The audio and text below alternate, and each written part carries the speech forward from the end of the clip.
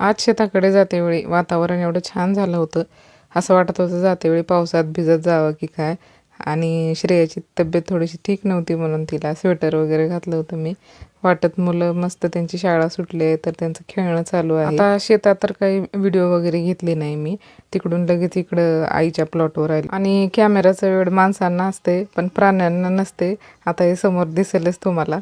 आता इथं थोडंसं व्हिडिओ घेत होते मी इथं म्हशीची, तर ती डायरेक्ट कॅमेरासमोर येत होती आणि माझा व्हिडिओ घेऊ नको असं म्हणत होती ती. आणि ते काकासुद्धा म्हणत होती की ते कॅमेरामुळे तसं करते ती, एकदम तिला सगळं नवीन दिसते म्हणून. आता इथं आई पप्पाच्या प्लॉटवर बांधकाम चालू आहे. थोड्या वेळाच्या नंतर मला फुलं घ्यायची होती, ज्यासाठी मला केसांसाठी मेहंदी भिजवायची होती. त्यामुळे मग जास्वंदाची फुलं, काही पानं घेतली आणि कढीपत्तासुद्धा आहे. तो सुद्धा इथं मेहंदीमध्ये टाकायसाठी मी सगळं मेहंदीचं साहित्य इथूनच झालं माझं. असं असतंय बघा, शेतामध्ये लगेच फ्रेश तोडायचा आणि घ्यायचं.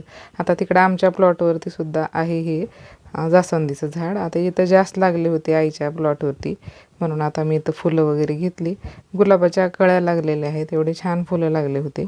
आता मेहंदी भिजवण्यासाठी हे माझा नेहमीचा अनुभव आहे की हे सगळं मेहंदीमध्ये टाकलं की केस गळती थोडीशी कमी वाटते मला. आता इथं प्लॉटवरती त्यांनी सगळंच लावलेलं आहे. पलीकडे दिसत असेल तुम्हाला, चमकुरा लावला आहे, नंतर हिरवी मिरची, टमाटे, पुन्हा घरामध्ये जे जे लागते साहित्य, कोथिंबीर, पालक, हे ते सगळंच लावली होती आईनं.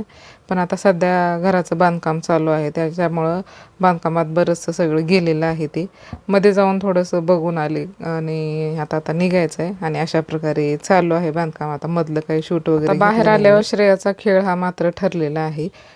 श्रेयाची डॅडी तिला किती चल चल म्हणत होते पण ती काही ऐकत नव्हती. तर इथं बाहेर आल्यावर गिट्टी आहे बाहेर बांधकामासाठी ठेवलेली, तर तिथं त्याच्यामध्ये त्या छोट्या खड्ड्यामध्ये पावसाचं पाणी साचलेलं आहे. त्याच्यामध्ये तिला फक्त दगडं टाकायचे असतात.